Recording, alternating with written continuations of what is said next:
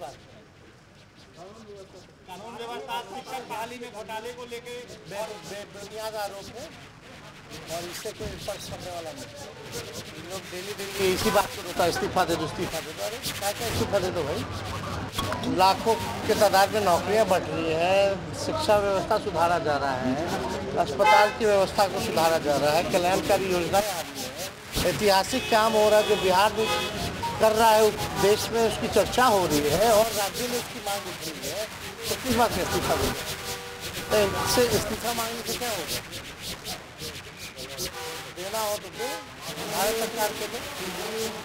सदन में भाजपा माले के विधायकों ने हमारे लोगों को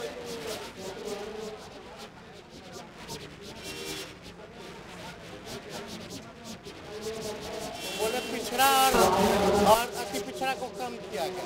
अब फिर बोलते यादव का बढ़ा दिया गया। क्या यादव पिछड़ा नहीं है? अब तो 1931 का आंकड़ों में 11% यादव था। 11% तब था जब उड़ीसा और झारखंड साथ थी, तो अलग हुआ है, दिन बढ़ा है, तो उतना आप देख लीजिए, उतना ही संख्या। और जहाँ तक माइनॉरिटी की बात है, माइनॉरिटी का तो हर साल मतलब हमेशा होता रहा है, तो वो तो सबके सामने है। तो इसे बेबुनियाद आरोप लगाने से कोई मतलब नहीं। अच्छा एक बात बताइए, बढ़ा दिया गया या घटा दिया गया तो कौन सा आधार पे बोल रहे हैं? अनुमान है, हम लोग के पास तो साइंटिफिक आंकड़ा है भाई, उनके पास कौन सा आंकड़ा है? ये ना बताइए बढ़ाया या घटाया, किसी बेस पे ना बोलेंगे। कौन से बेस पे बोल रहे हैं? सब बकवास। और आपको भी पता है, अगर बढ़वाना होता तो नीतीश जी बिहार के मुख्यमंत्री हैं, तो कुर्मी समाज का और नहीं बढ़ा दिया जाता? नहीं बढ़वा दिया अपना मुख्यमंत्री जी? तो लॉजिक है क्या? हकबका गया है लोग, हकबक में है। बोलना क्या था अमित शाह को, बोल क्या दिए? वो आ रहे हैं हम ही को फायदा पहुंचाने। धन्य हो अमित शाह जी, बार बार आते। छठी मैया से हम लोग बहुत पहले विनती कर चुके हैं कि हे मैया, ऐसे लोगों को गंगा नदी नहीं, ऐसे नदी में डालो कि वहाँ से निकले नहीं और यहाँ देश कम से कम पवित्र हो जाए। ऐसे अपवित्र लोगों से देश को बचाइए। भाई वीरेंद्र जी, अमित शाह ने ये कहा कि मुसलमानों की संख्या जो बढ़ा के पेश की गई, जबकि बीजेपी शुरू से कहती रहेगी मुसलमान। सवाल है कि नहीं, देश में राज्य उनका है, उनको केंद्र से जातीय जनगणना कराना चाहिए।